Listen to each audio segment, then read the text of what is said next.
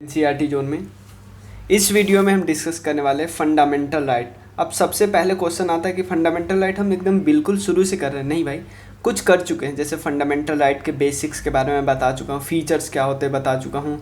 Exception मैंने नहीं बताया, मैंने बताया था कि एक्सेप्शन सबसे लास्ट में बताऊँगा जब इसके आर्टिकल का नंबर आएगा। तो आज हम डिस्कस करने वाले हैं, क्योंकि टोटल आपको पता है 12 से 35 तक है। तो आज हम डिस्कस करेंगे इसमें 23 से लेके 30 तक डिस्कस करेंगे। क्लियर है ना? 23 से लेके 30 तक। क्लियर? शुरू करते हैं। पहले ये सब आपको बता चुका हूँ, ये सब आपको याद होना चाहिए। नहीं याद है तो भाई पुरानी वीडियो एक बारी और देख लो आप। क्लियर? तो चलिए शुरू करते हैं। ये सब राइट टू फ्रीडम वाला सारा डिस्कस कर चुके हैं। ठीक, सबसे पहले डिस्कस करते हैं जो आर्टिकल 23 और आर्टिकल 24 है उसको डिस्कस करेंगे। तो आर्टिकल 23 किस बारे में बोलता है? प्रोहिबिशन ऑफ ट्रैफिक, जो ह्यूमन ट्रैफिकिंग लोग करते हैं, ह्यूमन खासकर वुमेन की ट्रैफिकिंग, चाइल्ड की ट्रैफिकिंग, इसको प्रोहिबिट करने की बात की गई है। ध्यान देना, इसको प्रोहिबिट, इसको रोकने की बात की गई है। कि अगर मान लो एग्जाम्पल लेते हैं कि आपको लगता है कि कुछ स्टेट, मतलब स्टेट या स्टेट की एजेंसी ये काम कर रही है, तो आप क्या कर जा सकते हो? सुप्रीम कोर्ट जा सकते हो। लेकिन एक चीज़ ध्यान रखना कि अभी तक हमने जितना भी देखा कि स्टेट अगर कुछ ऐसा करता है तो हम जाएंगे सुप्रीम कोर्ट। लेकिन ध्यान देना, इस केस में क्या है? इस केस में कोई प्राइवेट बंदा भी एक काम में संलिग्न है तो आप बोलोगे कि फंडामेंटल राइट का वायलेशन हो रहा है। लेकिन कोई प्राइवेट बंदा अगर ऐसा करता है तो उस केस में आप डायरेक्टली सुप्रीम कोर्ट नहीं जा सकते। क्लियर है ना? उस केस में तो आप बोलोगे कि फिर प्राइवेट वाला किस चीज़ में लगता है, किस चीज़ में प्राइवेट भी वायलेशन करे तो हमें मान लेना है कि सुप्रीम फंडामेंटल राइट का वायलेशन हो रहा है। प्राइवेट बंदा किस किस केस में? भाई आर्टिकल 17 में जो अनटचेबिलिटी है वाला है वो में, उसके बाद आर्टिकल 23 में और आर्टिकल 24 में। क्लियर? हाँ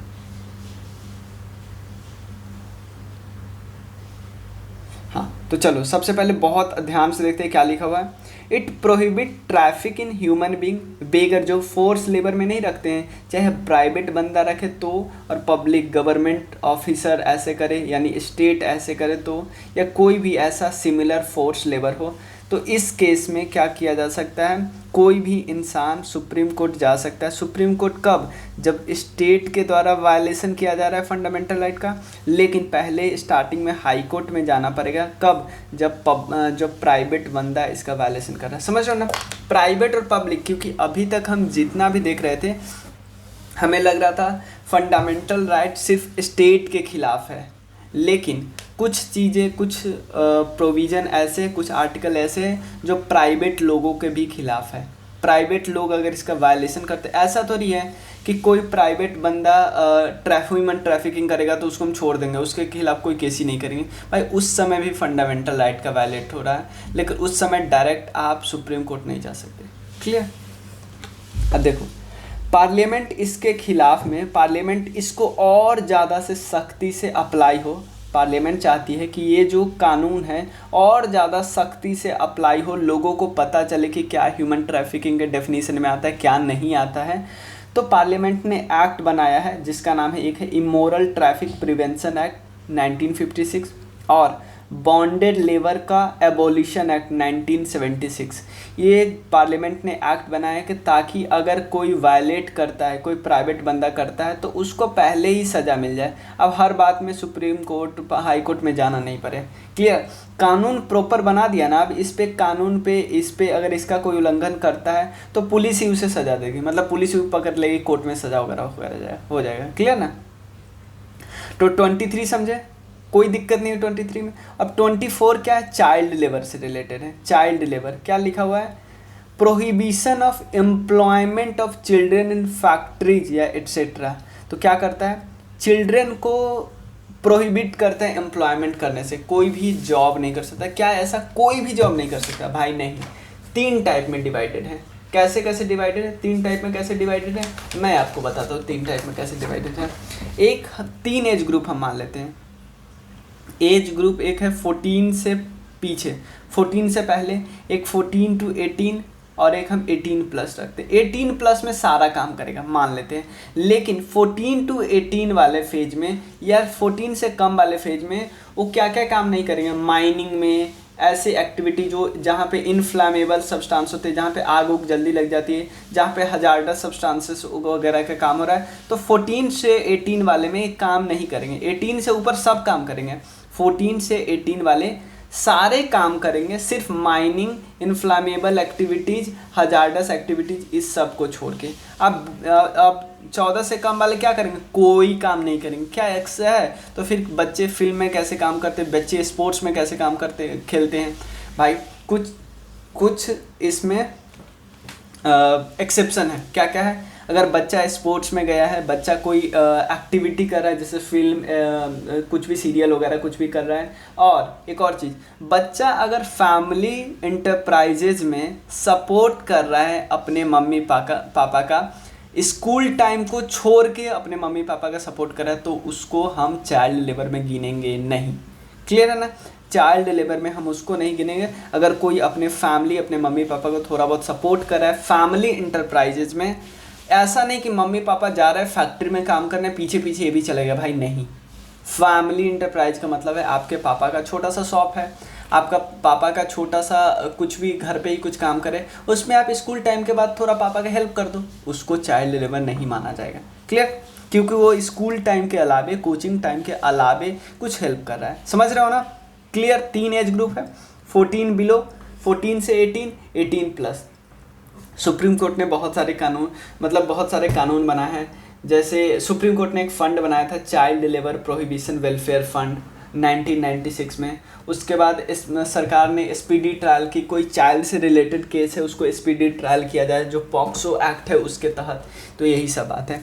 it prohibit the employment of children below the age of 14 years in any factory. 14 से कम तो किसी भी काम नहीं करना है, लेकिन 14 से 18 वाले में आप mining, hazardous activities, construction work में आप छोड़ सकते हैं। 18 से ज़्यादा आए तो कहीं भी काम करवा लो। क्लियर है ना, ध्यान देना। But it does not prohibit there employment in any harmless और इनोसेंट वर्क। हाँ भाई, ये मैं किसकी बात कर रहा हूँ, ये मैं बात कर रहा हूँ 14 से 18 वाले की। ध्यान देना, 14 से 18 में आप कोई भी इनोसेंट या हार्मलेस वर्क करवा सकते हो। 18 से ऊपर को तो हम गिनते ही नहीं है, सब काम करवा लो। लेकिन 14 से 18 में सिर्फ हार्मलेस वर्क, जो हजार्डस या माइंस वगैरह में 14 से 18 में आप काम मत करवाइए। 14 से बिलो में आप कहाँ काम करवा सकते हैं, फिल्म में काम करवा लीजिए, स्पोर्ट्स में, फैमिली इंटरप्राइज में। फैमिली इंटरप्राइज का डेफिनेशन मैंने बता दिया कि कैसे होता है, वो बता दिया। क्लियर। अब नेक्स्ट देखते हैं। हाँ, ये तो मैं बता ही दिया exception. It permits the state to impose compulsory service for public. हाँ भाई, आपको कंपल्सरी सर्विस के लिए सरकार बोल सकती है कभी कभी, जैसे मिलिट्री सर्विस, सोशल सर्विस के लिए सरकार बोल सकती है। वहाँ पे आप नहीं बोल सकते कि ये चाइल्ड है, नहीं। और एक और चीज़, सरकार ज़रूरी नहीं है कि बाउंड है कि वो पे करे, सरकार पे भी कर सकती है, नहीं भी पे कर सकती है। Clear. However in imposing such service the state is not permitted to make any discrimination। ध्यान देना, आप सरकार बोले कि मैं आपसे मिलिट्री सर्विस करवाऊंगा किसी 15 ईयर के बच्चे को, किसी को बोले मिलिट्री सर्विस करवाऊंगा, सोशल सर्विस करवाऊंगा। क्यों? क्योंकि हो सकता है देश पे बहुत बड़ी मुसीबत हो सकती है, मतलब किसी समय में आ गई, तो अब सबको लड़ाई में जाना पड़ रहा है। मान लो एग्जांपल लेते हैं, या देश में कुछ भी ऐसा जागरूकता फैला कि देश को सफाई करनी है, तो सफाई में सभी भी पार्टिसिपेट करें। अब कोई 12 साल का बच्चा ये नहीं बोल सकता कि मैं यहाँ पे सरकार के खिलाफ सुप्रीम कोर्ट में चला जाऊँगा, क्योंकि स्कूल वाले, ध्यान देना, क्योंकि स्कूल वाले मेरे से सफाई करवा रहे, नहीं बोल सकते बच्चे, क्योंकि वो सोशल सर्विस का पार्ट है, सोशल सर्विस का। लेकिन अगर सरकार ऐसे बोलती है, स्कूल ऐसे बोलता है कि भाई सिर्फ इस कास्ट के बंदे, सिर्फ लोअर कास्ट के बंदे ही सफाई करेंगे, अपर कास्ट के नहीं सफाई करेंगे, वो आराम से बैठे रहेंगे, यहाँ पे उसका फंडामेंटल राइट का वायलेशन हो रहा है। क्लियर। एक्सेप्शन आप समझे ना, कि अगर बात आई सोशल सर्विस की, बात आई स्कूल को साफ़ करने की, तो कोई 12 साल का बच्चा ये नहीं बोल सकता कि भाई ये चाइल्ड लेबर के कैटेगरी में आता है, आप मुझसे साफ़ सफाई करवा रहे हो, चाइल्ड लेबर के कैटेगरी में आता है। एक 12-10 साल का बच्चा ये नहीं बोल सकता। क्यों? 12-10 साल का बच्चा तभी जा सकता है सुप्रीम कोर्ट या हाई कोर्ट जब उसको लगेगा स्कूल वाले सिर्फ मेरे से साफ सफाई इसलिए करवा रहे हैं क्योंकि मैं लोअर कास्ट का बंदा हूँ और अपर कास्ट वाला आराम से बैठे हुए हैं, उनसे कुछ नहीं करवाया जाता है। अब यहाँ पे डिस्क्रिमिनेशन हुआ, तो अब फंडामेंटल राइट का वायलेशन हुआ। क्लियर, समझ रहे हो ना? चलो नेक्स्ट चलते हैं। अब बात करते हैं 25 to 28 में बात करते हैं राइट टू फ्रीडम। 23-24 में कोई दिक्कत नहीं है, 23-24 में कोई प्रॉब्लम नहीं है। जैसे 23 में ह्यूमन ट्रैफिकिंग को रोकता है, चाहे वुमेन का हो चाइल्ड का हो, और 24 में चाइल्ड लेबर को प्रोहिबिट करता है। 3 कैटेगरी में चाइल्ड को डिवाइड है, लेस देन 14, 14 to 18, 18+। क्लियर।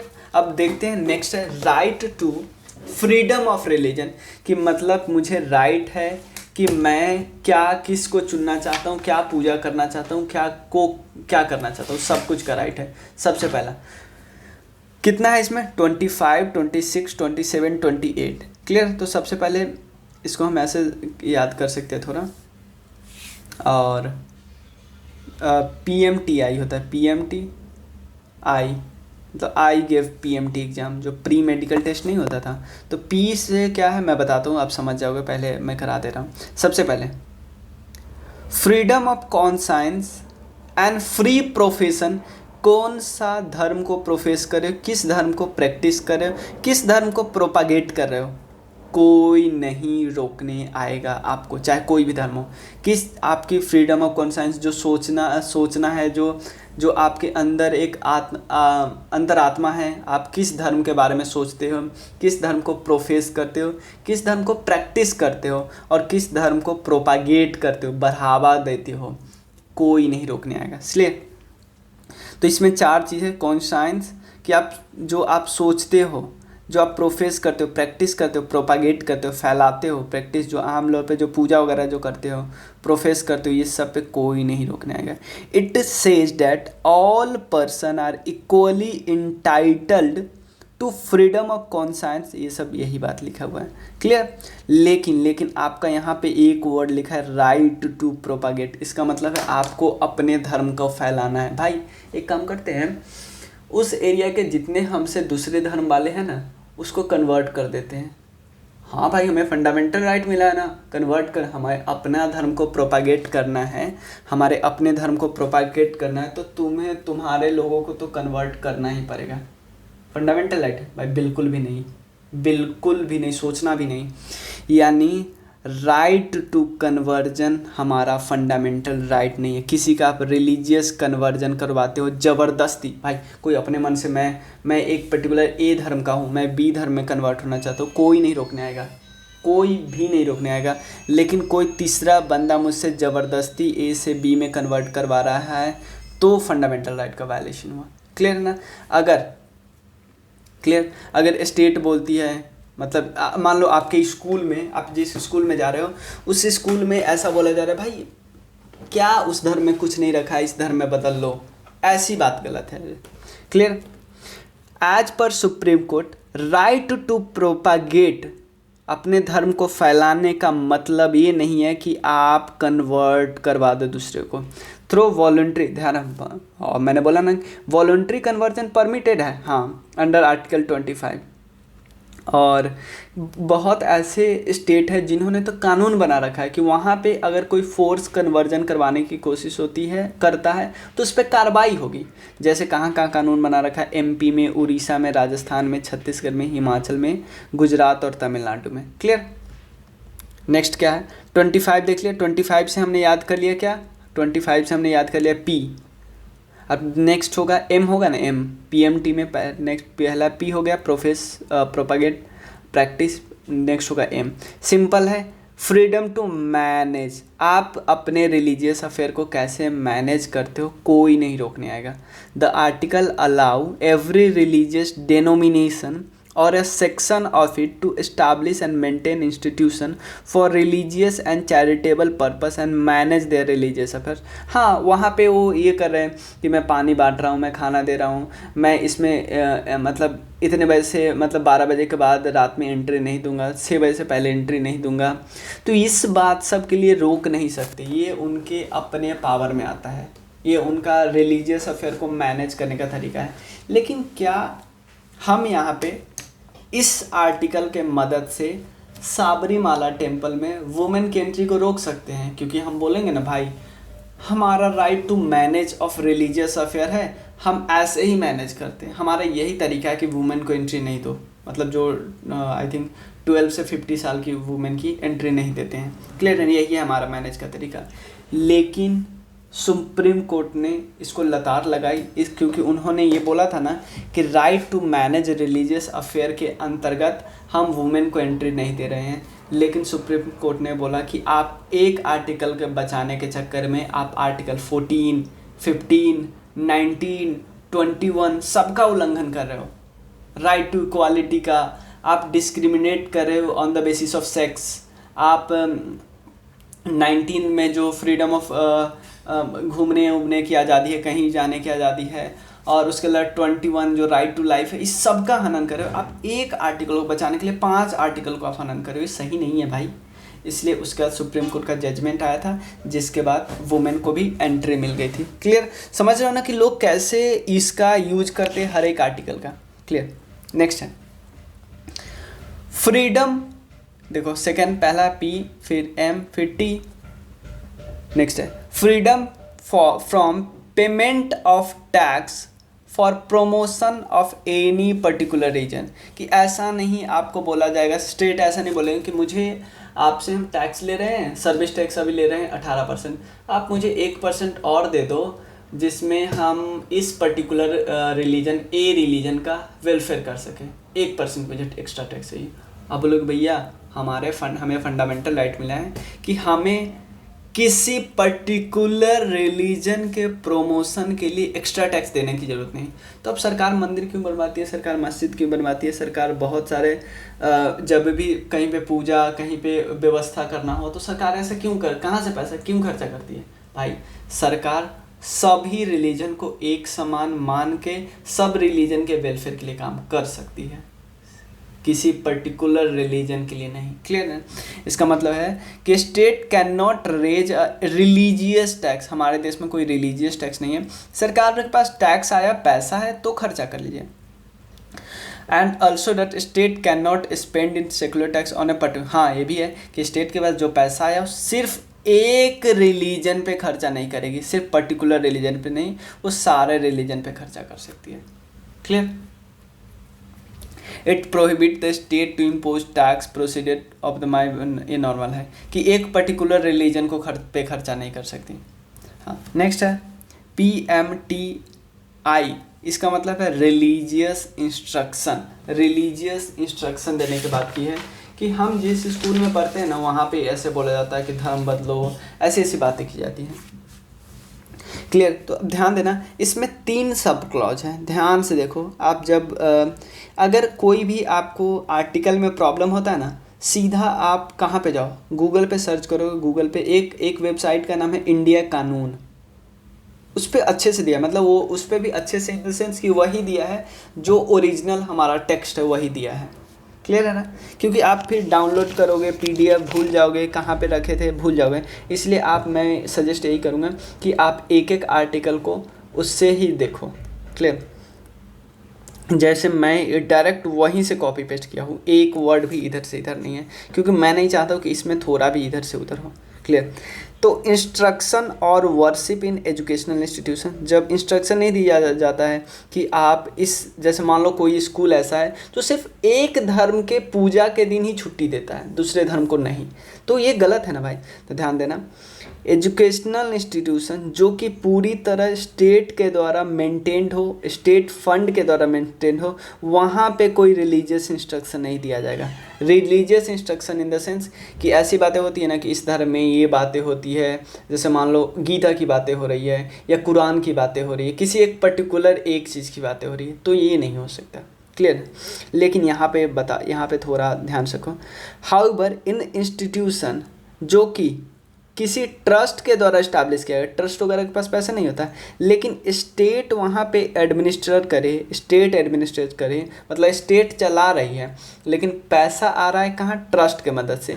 तो ट्रस्ट चाहे, ध्यान देना, ट्रस्ट चाहे तो रिलीजियस इंस्ट्रक्शन दिलवा सकता है। ध्यान देना, क्या है क्या है क्या, पहला क्या था कि अगर पूरा मेंटेन किया है स्टेट के द्वारा तो यहाँ पे बिल्कुल भी रिलीजियस इंस्ट्रक्शन नहीं होगा। लेकिन दूसरा केस क्या लेते हैं कि ट्रस्ट पैसा दे रहा है लेकिन सिर्फ एडमिनिस्टर कौन कर रहा है, स्टेट कर रहा है, तो यहाँ पे रिलीजियस इंस्ट्रक्शन दिया जा सकता है। क्या इसमें कोई कंडीशन नहीं है भाई? बिल्कुल कंडीशन है, 2 कंडीशन है। पहला कंडीशन, आपकी मर्जी है आप उस रिलीजियस इंस्ट्रक्शन में पार्ट लेते हो या नहीं। आप उस स्कूल में पार्ट लेते हो, आपकी मर्जी ही नहीं है रिलीजियस इंस्ट्रक्शन में शामिल होने की, कोई आप पे बाउंडिंग नहीं है कि शामिल होना ही।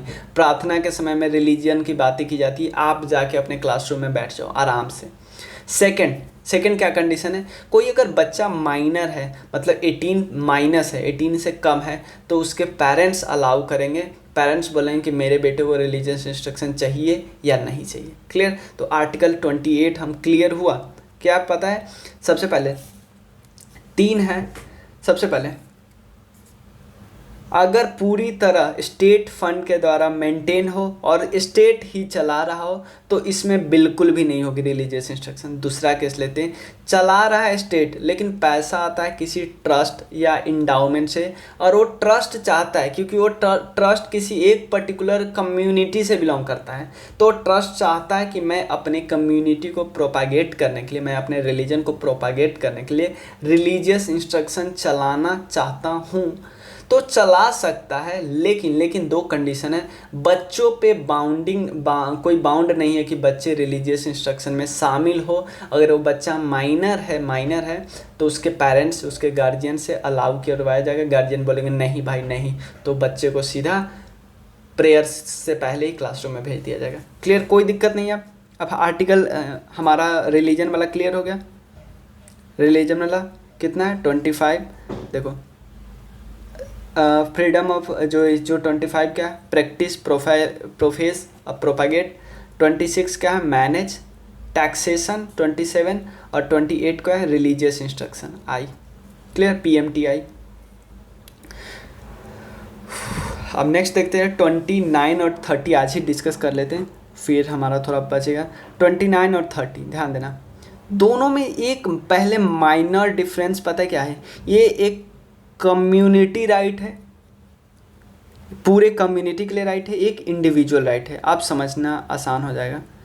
हाँ, क्या कम्युनिटी राइट है? देखो क्या कम्युनिटी राइट है। एनी सेक्शन ऑफ सिटीजन किसी टेरिटरी में रहता है इंडिया के, और उसके पास अपना लैंग्वेज, उसके पास अपना स्क्रिप्ट, उसके पास अपना कल्चर है, तो उसको कंजर्व करने का हक उसको पूरा है। भाई कल्चर, लैंग्वेज, स्क्रिप्ट किसी एक इंडिविजुअल का तो नहीं होता ना, नहीं ना होता। यानी ये राइट क्या है? ये राइट एक कम्युनिटी राइट है। एक कम्युनिटी के पास अपना लैंग्वेज है, अपना स्क्रिप्ट है, अपना कल्चर है, तो उसको कंजर्व कर सकता है। क्लियर? अब सेकेंड है इसी में सब क्लॉज 2 है। Sub clause, no citizen shall be denied admission into any educational institution maintained by a state और receiving aid out of state fund on ground. देखो, किसी सिटीजन को एजुकेशनल इंस्टीट्यूशंस में एडमिशन लेते वक्त आप उसको डिनाई नहीं कर सकते कि वो, और किस इंस्टीट्यूशन में, जो स्टेट के द्वारा फंडेड है या स्टेट उसमें अपना कुछ ऐड देता है। ऐसा नहीं कि प्राइवेट में भी आप बोलोगे, प्राइवेट में उनकी अपनी मर्जी है। क्लियर? तो हाँ, अगर मतलब कोई बंदा, मतलब कोई स्टेट के द्वारा जो कॉलेज, जो इंस्टीट्यूशन, वो नहीं बोल सकता कि मैं रिलीजन, रेस, कास्ट, लैंग्वेज इसके बेसिस पे किसी की एंट्री नहीं देना चाहता हूँ। क्लियर है ना? ये आर्टिकल 29 ये बोलता है। 2 आर्टिकल 29 में 2 सब क्लॉज है। क्लियर है ना? आर्टिकल 29 में 2 सब क्लॉज है। समझ गए क्या क्या है? किसी को लैंग्वेज, स्क्रिप्ट और कल्चर को सहेज कर रखने का पूरी आज़ादी है, और अगर कोई भी इंस्टीट्यूशन आपसे ये नहीं बोल सकता कि भाई मैं आपको एडमिशन सिर्फ इस बेसिस पे नहीं दूंगा क्योंकि आप किसी रेस, रिलीजन, कास्ट, लैंग्वेज के बेसिस पे हो। क्लियर? कोई दिक्कत नहीं है। हाँ, एक और चीज़ मैं बता दूँ, माइनॉरिटी वर्ड कॉन्स्टिट्यूशन में डिफाइन नहीं है, लेकिन माइनॉरिटी का डेफिनीशन धीरे धीरे जजमेंट से हमें पता चला कि माइनॉरिटी का मतलब है दो माइनॉरिटी, लिंग्विस्टिक और रिलीजियस। लेकिन जो आर्टिकल 29 बात करता है, ये आर्टिकल 29 का जो प्रोटेक्शन है, ध्यान देना, सिर्फ और सिर्फ माइनॉरिटी के लिए नहीं है भाई, माइनॉरिटी के लिए भी है लेकिन मेजॉरिटी के लिए भी है। आप मान लो किसी का लैंग्वेज कल्चर होगा तो मेजॉरिटी को अपना कल्चर नहीं बचाना है, उसको अपना कल्चर सहेज के रखने का हक नहीं है। या कोई मेजॉरिटी, कोई ऐसा इंस्टीट्यूशन है जो माइनॉरिटी का इंस्टीट्यूशन है, उसमें कोई मेजॉरिटी वाला बंदा जा रहा है तो उसको एडमिशन इसलिए नहीं दिया जा रहा है क्योंकि वो मेजॉरिटी से बिलोंग करता है। क्लियर? तो ये कम्युनिटी राइट है, सिर्फ माइनॉरिटी के लिए लिमिटेड नहीं है ये। लेकिन आर्टिकल 30 पूरी तरह माइनॉरिटी के लिए है। क्या है आर्टिकल 30? आर्टिकल 30 एक इंडिविजुअल राइट है, एक इंसान का राइट है। सबसे पहले, right to minorities to establish and administer educational institution. ध्यान देना, all minority shall have right to establish and administer educational institution of their own choice. सारी माइनॉरिटी, कौन माइनॉरिटी की बात करें हम?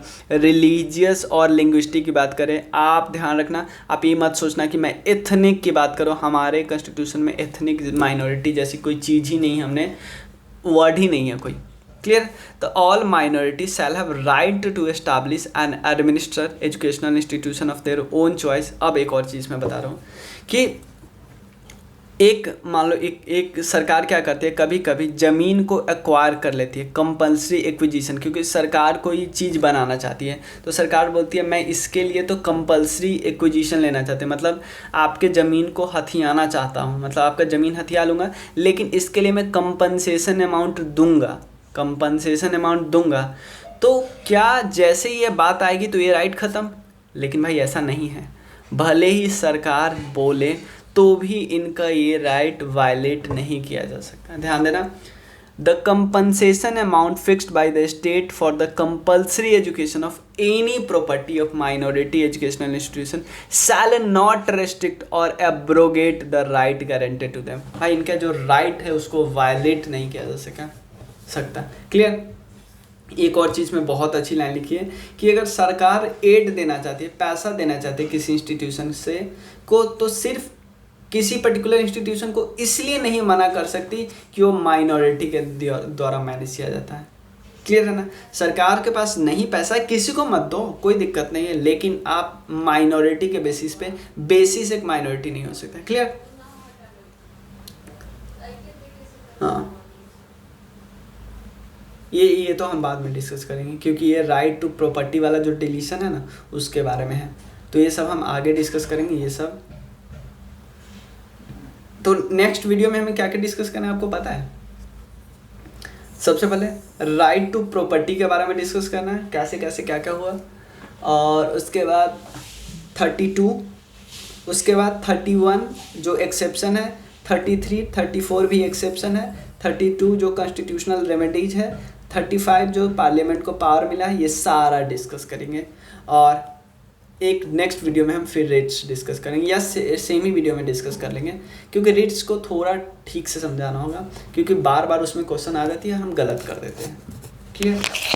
चलिए, थैंक यू सो मच।